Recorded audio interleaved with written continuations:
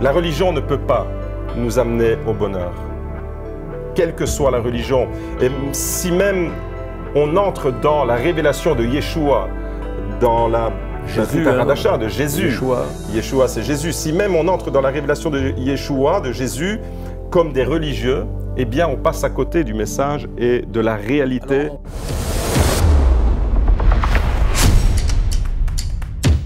Shalom depuis Jérusalem, dans les studios de la TBN, la télévision de la bonne nouvelle du royaume de Dieu. Nous venons de célébrer la fête de Sukkot qui s'est terminée par Simchat Torah, la joie de la Torah.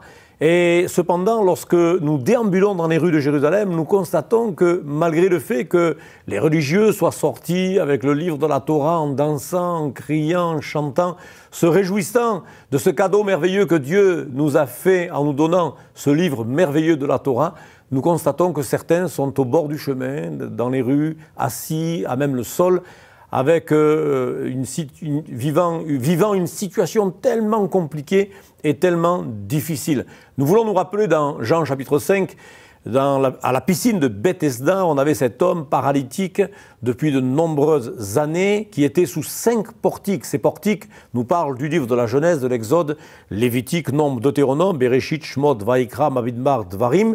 Cet homme, il avait la Torah, cependant il était encore paralytique et il n'avait aucun moyen pour être plongé dans cette piscine afin d'obtenir et d'expérimenter le miracle de Dieu. J'aimerais vous dire que finalement, le bonheur et le mal-être existent. Pourquoi ce dilemme dans le cœur de l'homme? C'est pourquoi nous avons invité dans nos studios de la TBN le pasteur Giuseppe Carrozzo de Beaudour, en Belgique. Notre frère exerce un ministère puissant dans cette région du Borinage de la Belgique où de nombreux Italiens autrefois ont immigré pour travailler dans les mines. Et aujourd'hui, on a une forte population d'origine italienne installée dans cette région merveilleuse du Borinage avec des gens extrêmement sympathiques, gentils, qui savent vous recevoir. Et nous avons le pasteur de l'église de Beaudour. Bienvenue, pasteur Carrozzo. Alors, expliquez-moi, pasteur, bonheur et mal-être, pourquoi ce dilemme dans le cœur de l'homme? Tout d'abord, merci, pasteur Jacques, de me recevoir dans les locaux de la TBN, dans cette ville de Jérusalem que j'affectionne particulièrement depuis de nombreuses années pour avoir eu le privilège d'y venir régulièrement et de collaborer sur le terrain à l'école biblique de Jérusalem avec toi. Et c'est un plaisir pour moi de me retrouver ici et de réfléchir en effet au sens de la question du bonheur, de la recherche ultime du sens de la vie. Comment se fait-il que, tout en ayant reçu la Torah, on peut ressentir un vide intérieur? Je pense en effet que la religion ne peut pas nous conduire au bonheur. La religion, j'entends par religion le respect de certaines règles qui sont bonnes, que Dieu a dictées même. Ce n'est pas la religion qui va satisfaire et étancher la soif profonde qu'il y a dans le cœur de l'homme, mais une rencontre personnelle. Et il sera question de réflexion justement aujourd'hui à travers le cheminement que nous allons entreprendre ensemble dans les versets de la parole de Dieu, qui nous montre que finalement dans le cœur de l'homme il y a un vide profond. Le philosophe grec, même les philosophes qui n'ont pas reçu la révélation de la Torah, de la parole de Dieu, qui étaient étrangers aux alliances d'Israël, Platon, pour le citer, philosophe grec du IVe siècle avant Jésus-Christ, avait fait un constat, et ce constat est encore d'actualité aujourd'hui au XXIe siècle. Platon disait: nous ne sommes jamais entièrement comblés, nous avons beau remplir notre existence par toutes sortes de choses, une fêlure nous empêche d'être complètement comblés. Nous sommes toujours partiellement vides. Et c'est pour cela que nous ressentons un manque de plénitude et de bonheur. Un philosophe qui fait le constat, qui analyse, qui observe et qui remarque déjà dans sa génération que le cœur de l'homme est quelque chose d'étrange, il ne peut pas être comblé et le cœur de l'homme ressemble à une passoire. On essaye de remplir notre vie par toutes sortes de choses. Le bonheur, on court après le bonheur un peu dans toutes les générations, depuis la plus tendre enfance jusqu'à l'âge adulte, en passant par l'adolescence et la jeunesse. On est toujours en recherche du bonheur, mais finalement on doit faire le constat que tous veulent être heureux, mais peu de gens peuvent réaliser ce qu'est le bonheur véritable. Et le bonheur, alors, je le définirais comme une savonnette qui nous file entre les doigts, qu'on essaye de rattraper, mais qui nous glisse, comme un enfant qui pleure après un jouet, et parce qu'il pense que ce jouet va faire son bonheur, il va jouer une demi-heure avec et puis il le met sur le côté. Il va le casser. Ou il va le casser, et ainsi de suite. Et je pourrais prendre des exemples dans l'âge de l'adolescence, dans l'âge de la jeunesse ou dans l'âge adulte. La recherche de bonheur qui, d'une certaine manière, nous échappe. Il y a un vide. Le philosophe Platon l'avait constaté. Donc, et la question, finalement, c'est d'où vient ce vide? Donc les biens matériels peuvent-ils nous procurer le bonheur? La religion ne peut pas nous conduire au bonheur, et les biens matériels encore moins, j'ai envie de dire. Même si ça fait partie de la vie, bien entendu, de ne manquer de rien. La parole de Dieu nous invite à demander à Dieu qu'il pourvoie à nos besoins, mais la richesse en tant que telle ne peut pas satisfaire ce besoin profond qu'il y a dans le cœur de l'homme. Et je prends comme appui 2 témoignages, notamment celui du roi Charles. Maintenant, il faut l'appeler le roi Charles. Hein, maintenant, quelques semaines encore en arrière, c'était le prince Charles. Maintenant, c'est le roi Charles III. Et il disait, quand il était le prince Charles, « Il y a au fond de l'âme une angoisse permanente et inconsciente, et cette angoisse provient d'un manque, de l'absence de ce quelque chose qui ferait que la vie vaudrait la peine d'être vécue. » Un roi, un prince, un homme qui est aisé et qui reconnaît lui aussi, un peu dans la continuité de Platon finalement, eh bien qu'il y a un vide dans le cœur de l'homme. Freddie Mercury, que tout le monde connaît, célèbre chanteur du groupe Queen, en 1991, disait lui aussi, et pourtant ce ne sont pas les richesses matérielles qui manquaient à cet homme, ni même le succès, ni même la reconnaissance. Il avait tout ce que, selon les critères de ce monde, tout pour être heureux. Et pourtant, il dit, lors de l'écriture de son dernier album, qui s'appelle d'ailleurs Le Miracle, en 1991, voici ce qu'il dit. Il déclare « On peut tout posséder et demeurer l'homme le plus seul sur terre. Et c'est là la plus cruelle des solitudes. La réussite a fait de moi une idole au plan mondial et m'a rapporté des millions. Mais elle m'a privé de la seule chose dont nous avons tous besoin, une relation durable. » Et voilà ce qu'il y a dans le cœur de l'homme, la recherche d'un sens ultime, mais finalement, peu de gens peuvent dire aujourd'hui « je suis pleinement satisfait, pleinement heureux ». Si la richesse, la gloire, le succès, la réussite pouvaient véritablement assurer le bonheur, alors comment expliquer que des célébrités, comme des chanteurs célèbres, Mike Brown, qui a mis fin à ses jours à l'âge de 28 ans. 28 ans, c'est jeune. Il est enterré à Haïfa, chez nous. Là. Exactement.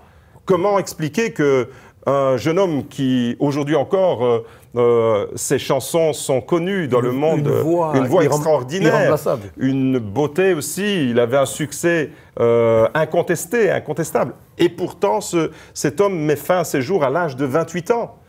Comment se fait-il? D'où vient ce vide? D'où vient cette force de destruction, je dirais? On pourrait ajouter Dalida, qui, elle aussi, succès, réussite... Une Italienne du Caire. Une Italienne du Caire, exactement, qui met fin à ses jours à l'âge de 54 ans. Comment expliquer que le célèbre acteur Robin Williams, qui a vendu du rêve à des millions d'enfants, on le retrouve pendu dans sa villa à Hollywood, à l'âge de 63 ans.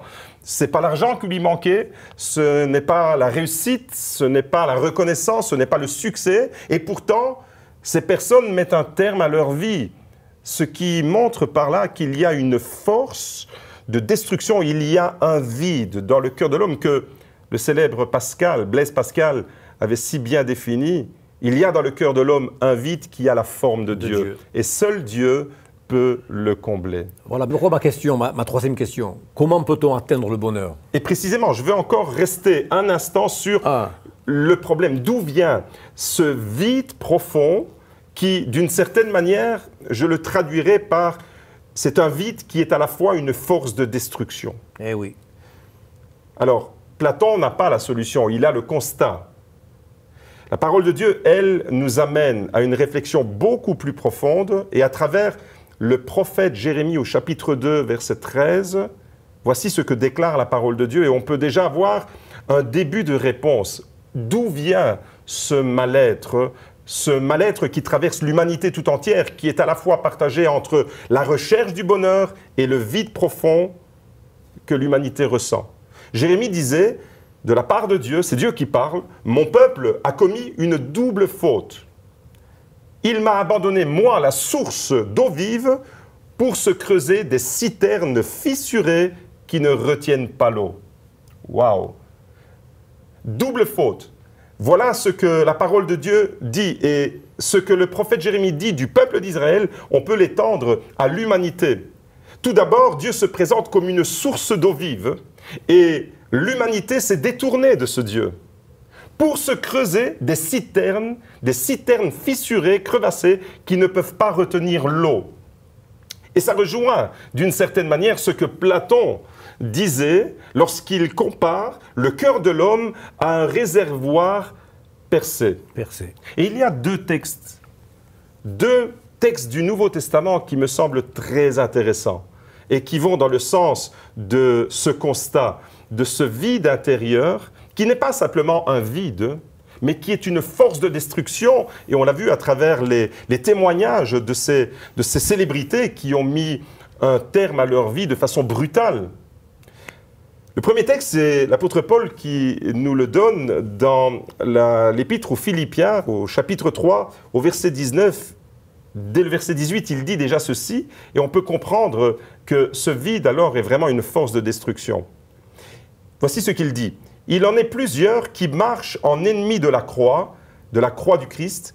Je vous en ai souvent parlé, et j'en parle maintenant encore en pleurant. Leur fin, c'est la perdition, leur Dieu, c'est leur ventre. Ils mettent leur gloire dans ce qui fait leur honte, ils ne pensent qu'aux choses de la terre. » Waouh!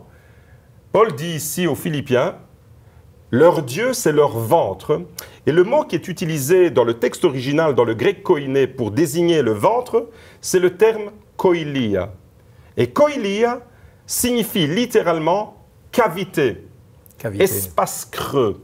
Citerne. Et ça rejoint, citerne, on pourrait le dire, koilia, c'est cette cavité, ce vide intérieur, et ils ont pour Dieu, dit-il, ceux qui marchent en ennemis de la croix de Jésus, ils ont pour Dieu ce vide intérieur. Quand l'ego, quand le moi prend la place qui doit être réservée à Dieu, eh bien on devient un ennemi de la croix. Dans le deuxième texte, l'apôtre Paul utilise à nouveau le même terme, koilia, dans l'épître aux Romains cette fois, au chapitre 16, au verset 18, voici ce qu'il déclare, et je lis à partir du verset 17. « Je vous exhorte, frères, à prendre garde à ceux qui causent des divisions et des scandales contrairement à l'enseignement que vous avez reçu, éloignez-vous d'eux. Car de tels hommes ne servent pas Christ, notre Seigneur, mais leur propre ventre. Par de bonnes paroles et par des éloges, ils séduisent les cœurs des gens sans malice. De tels hommes servent leur propre ventre. Ils ne servent pas Dieu, ils servent leur propre koilia. » À travers ces deux textes, on voit, quand on les met en parallèle avec ce que Jérémie dit, que finalement, eh bien, l'humanité s'est détournée de Dieu. Ça nous ramène au Jardin d'Éden, au Gan Éden, dans le livre de la Genèse. Mais ce qui s'est passé, le drame que la Bible décrit si bien dans le Jardin d'Éden, c'est le drame que l'on constate dans toutes les générations. L'humanité s'est détournée de Dieu et l'humanité a divinisé l'homme. Et voilà pourquoi aujourd'hui l'humanité est traversée par ce dilemme, cette recherche de bonheur qu'elle n'arrive jamais finalement à atteindre. Parce que dans ce koilia, eh bien, il y a une force de destruction. Et Jérémie va plus loin que Platon. Platon fait le constat. Jérémie nous donne, d'une certaine manière, la raison pour laquelle on ressent tous, au plus profond de notre être, ce manque, ce vide. Ils m'ont abandonné, moi, la source d'eau vive. Une source d'eau vive, c'est de l'eau. de l'eau qui rafraîchit. Et dans la fête de Sukkot, voilà. Alors on veut y venir. On y arrive. Comment peut-on atteindre le bonheur? Je répète la troisième question qui a son importance, et on y vient. On y vient parce que ces textes de la parole de Dieu nous amènent tout naturellement vers la solution. Le constat, d'abord on doit s'arrêter un instant sur le constat, ce vide qui est une force de destruction, qui amène les gens à la perdition, à la mort, et on essaye de remplir ce vide, mais c'est des citernes fissurées, comme le dit Jérémie, qui ne peuvent pas retenir l'eau. La religion ne peut pas nous amener au bonheur, quelle que soit la religion. Et si même on entre dans la révélation de Yeshua, dans la Radasha de Jésus. Yeshua, c'est Jésus. Si même on entre dans la révélation de Yeshua, de Jésus, comme des religieux, eh bien, on passe à côté du message et de la réalité. Alors, on revient à l'évangile de Jean, chapitre 7, verset 37. Exactement. Qu'est-ce qui se passe là, à Sukkot? Parce que là, Jésus... Parce que là, il me semble qu'on est à Sukkot, le sacrificateur monte de Siloé en direction du parvis, avec un vase d'or à la main, rempli d'eau, pour y accomplir la libation. Il est accueilli sur le parvis au son des trompettes. Le peuple chante « Ushaftem maim betsason mimaane à Yeshua » vous puiserez de l'eau avec joie aux sources du salut. Il me semble que là, ces sources de salut vont être déversées dans d'autres citernes. Explique-nous, pasteur Carozzola, cette dimension extraordinaire de l'évangile. C'est extraordinaire là, parce que en pleine fête de Sukkot, le verset que tu as cité, pasteur Jacques, Jean 7, verset 37, l'évangile nous dit si quelqu'un a soif. Cette soif je pense que Jésus ne faisait pas allusion à la soif que l'on peut ressentir dans un verre d'eau. Même si c'est la piscine de Siloé. Exactement. Il y a une symbolique extraordinaire dans l'Évangile et Jésus utilise précisément tout cet arrière-plan juif de ce que tu as décrit à l'instant avec le sacrificateur qui monte de la piscine de Siloé et qui répand l'eau en libation. Et l'eau est importante dans la fête de Sukkot. Et précisément dans ce contexte, le dernier jour de la fête, Jésus dit, si quelqu'un a soif, qu'il vienne à moi et qu'il boive. Celui qui croit en moi, des fleuves d'eau vive couleront de son sein, de son koïlia. De son koïlia, à présent, le koïlia. De sa crevasse, de sa citerne. Exactement. Alors, Jérémie disait que le peuple l'humanité a commis une double faute. Se détourner de Dieu pour chercher une solution en creusant une citerne. On sait très bien qu'à l'époque de Jérémie, les citernes n'étaient pas faites en béton ou en acier ou en aluminium, c'était creusé à même la terre, dans la pierre, dans la boue, c'était sale au fond, ça ne pouvait pas, ça n'avait aucune comparaison avec une source d'eau vive. Ils m'ont abandonné, moi, la source d'eau vive, limpide. Et là, Jésus revient et Jésus va calquer alors sa déclaration sur la déclaration que le prophète Jérémie avait fait des siècles auparavant. Jérémie 2, verset 13, « Ils m'ont abandonné, moi, la source d'eau vive. » Et voilà que Jésus maintenant se présente comme celui qui est la source d'eau vive. Si quelqu'un a soif, et je crois que tous autant que nous sommes, vous qui écoutez ce message aujourd'hui, vous qui nous suivez, je crois que dans votre cœur, il y a cette recherche profonde du sens ultime à la vie, de savoir et de savourer la vie comme Jésus l'a définie. Si quelqu'un a soif, soif d'amour, soif de justice, soif de vérité, soif d'équité, hein? La soif absolue, une soif intense. Si quelqu'un a soif, qu'il vienne à moi. Voilà que maintenant Jésus se présente comme la solution. Platon ne faisait que le constat. Jérémie nous amène à l'origine du problème et nous explique pourquoi il y a ce vide au fond de notre cœur. Et Jésus est le seul qui est capable d'étancher cette soif. Et il fait une déclaration qui va bien au-delà. Parce qu'il dit, celui qui croit en moi, il est nécessaire de mettre et de placer notre confiance pour atteindre ce bonheur. Il est fondamental de placer notre confiance absolue dans Jésus. Alors, il faut revenir quand même à la fête de Sukkot. Et ce rituel du sacrificateur qui monte de Siloé au parvis nous rappelle le rocher.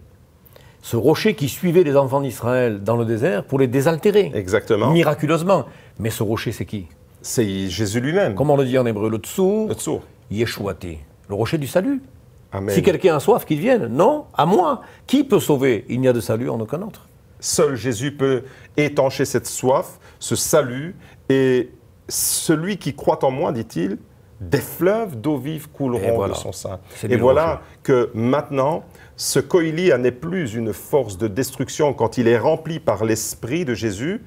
Le verset suivant dit, il disait cela, de l'Esprit qu'allaient recevoir ceux qui croiraient en lui. Et donc, quand l'Esprit de Dieu est déversé dans le koilia, quand l'Esprit de Dieu vient remplir la cavité, notre cavité sans Dieu, c'est une cavité, c'est une citerne fissurée qui ne peut pas retenir l'eau, recherche de bonheur éphémère, plein de boue, et plein de boue, plein de saleté, mais force de destruction à la fois, parce que, comme on l'a lu... Le péché destructeur. Le péché destructeur. Et forcément, si Dieu n'occupe pas la place qui lui revient, c'est autre chose qui va prendre la place et ça va nous conduire à la perdition. Alors, finalement, l'essentiel dans la vie, c'est quoi, Pasteur Caruso? Dis-nous ce matin, l'essentiel dans la vie, c'est quoi?